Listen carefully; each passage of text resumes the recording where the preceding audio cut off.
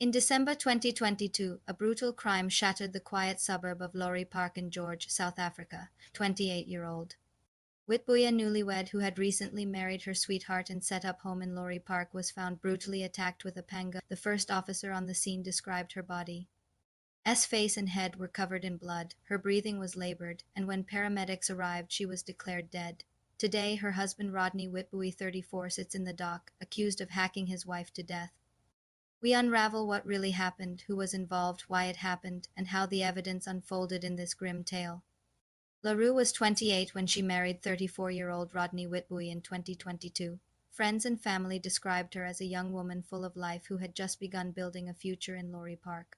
Rodney, by contrast, had a troubled history. Years earlier, he had faced serious allegations. In January 2020, he was arrested for allegedly attacking and attempting to rape a woman outside a nightclub in Pacaltsdorp. That victim testified that on that night he choked her and tried to rape her, and that she had only escaped by wounding him with a broken beer bottle.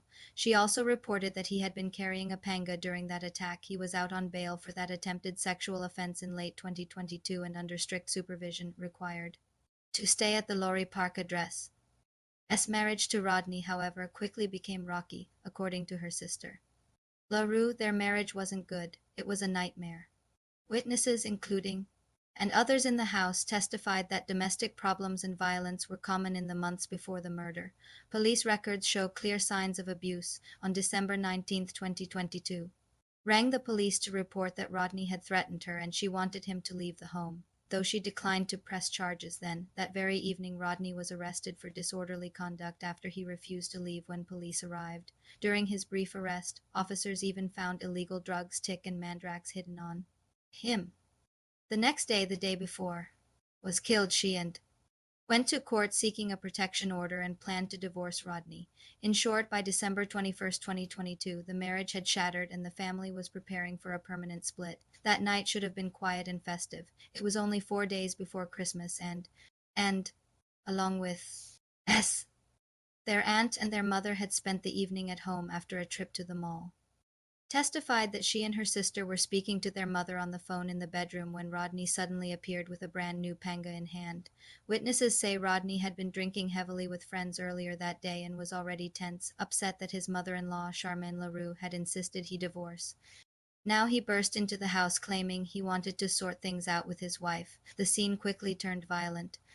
Explained that Rodney shouted obscenities and briefly left, only to return moments later still armed with the panga. Sensing danger, texted their mother to call the police and moved toward the living room to speak with Rodney. He suddenly turned and attacked. In one swift motion he swung the panga toward, but it struck. Instead, went down under the blows, screamed and ran back into the bedroom where her grabbed a stick to defend against Rodney in the chaos. Fell, but Rodney kept swinging the heavy panga. I didn't realize he hit my sister. I screamed and ran back, she said. By then, Sharon and her were trying to fend off Rodney with makeshift weapons, even nunchucks, as sirens wailed outside. Moments later, panic erupted. Security guards and neighbors had arrived outside the house in that brief frenzy. Managed to open the front gate, unbeknownst to her. Rodney chased after her. He lunged through the gate and struck on the shoulder with the panga as she fled. Escaped and ran back to her wounded sister. She wrapped a towel around S head to stem the blood, but it was far too late. Security guards arrived and quickly subdued and cuffed Rodney as he struggled. By the time police and paramedics took over, was dead. Herself was seriously injured. 25 stitches were needed to close her wounds, but alive. The forensic evidence in court was chilling. Dr. Krista Hatting, the state pathologist, testified that S body was horrifically mutilated. She suffered 20 distinct wounds, 13 deep chop wounds to her head and face alone. Many of these gashes were so forceful that they fractured skull bones. One even penetrated into the brain cavity. The largest lacerations measured up to 14 centimeters long. Her hands and arms bore multiple defensive wounds, cuts, and gashes consistent with trying to protect herself. Hatting noted that the injuries were comparable to a high-speed car crash and that a single blow to the head was enough to kill. The murder weapon was presented in court sealed in an evidence bag, a blood-stained panga. Dr. Hatting declared it a perfect match for the wounds. In forensic terms, a chop wound combines a sharp incision and blunt force trauma, exactly what one would expect from swinging a heavy blade with tremendous force. The person who used it must have used significant force to inflict those kinds of injuries, Hatting explained. In short, the carnage in that living room was the result of brutal, repeated blows, not a single accidental strike. The trial was a full courtroom drama. S. sister gave powerful testimony. She described years of domestic tension, drinks with Rodney, angry arguments, and Rodney's refusal to leave the home even after being asked crucially. Recounted an earlier incident on 19 December. That day she witnessed Rodney become violent. After drinking beer, he abruptly grabbed knives from the kitchen and chased her and their aunt when they tried to help. Fortunately, police arrived during that fight. They arrested Rodney for the disturbance chargeless aggression because he became disorderly when asked to leave. Did not press charges, but she and immediately went to court the next day to apply for a protection order.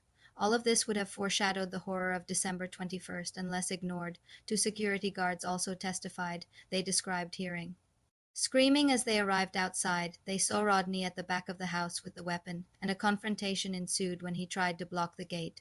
One guard managed to wrestle Rodney to the ground and cuff him, ending the attack. This official account matched. Rodney had violently chased them at the gate and tried to stab. Through the bars, even the 2020 nightclub victim gave testimony in court. Shaking, she told of stepping outside a bar in Pakulsdorp when Rodney approached her, asked for a lighter, and then unexpectedly grabbed and choked her. She fought back, hitting him with a bottle, and only survived after stabbing him with broken glass. She revealed to the court that on that night he was carrying a panga hidden in his dungaree overalls. This earlier attack and a previous rape conviction and peril status hinted at in court painted a picture of a man with a violent past ready to deploy the same weapon. By October 2025, nearly 3 years after the murder, Rodney Witbooi finally faced trial in the High Court. Prosecutors charged him with 12 counts. Murder for killing.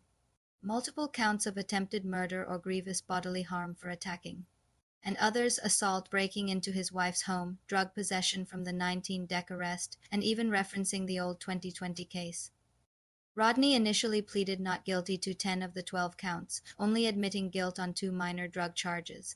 The state's case relied on overwhelming evidence, police reports, forensic pathology, and eyewitness testimony. Day after day, the witnesses painted the scene. Constable Bradley Gettold, the first officer on the murder, seen at 3 a.m., testified about finding gravely injured.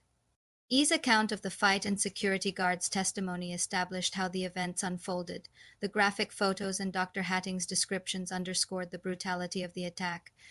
The court even saw S. wedding photo on screen, a haunting reminder of the life stolen. Rodney eventually took the stand to give his version.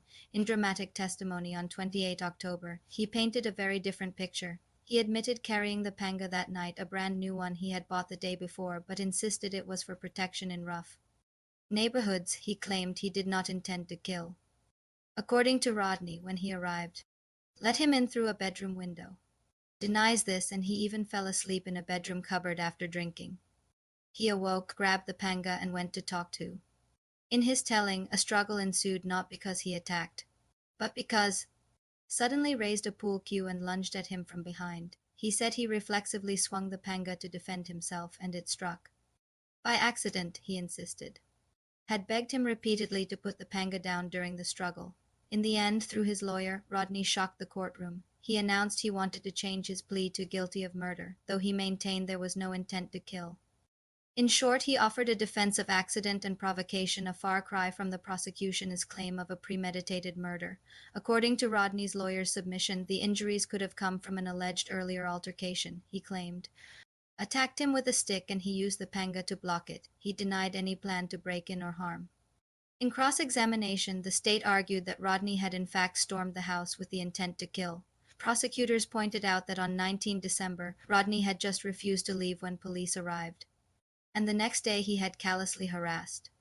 By phone while she applied for a protection order, they suggested his return on the night of the murder was calculated especially after Rodney was out on bail for a serious sex offense and that nothing about the evidence looked like an accident.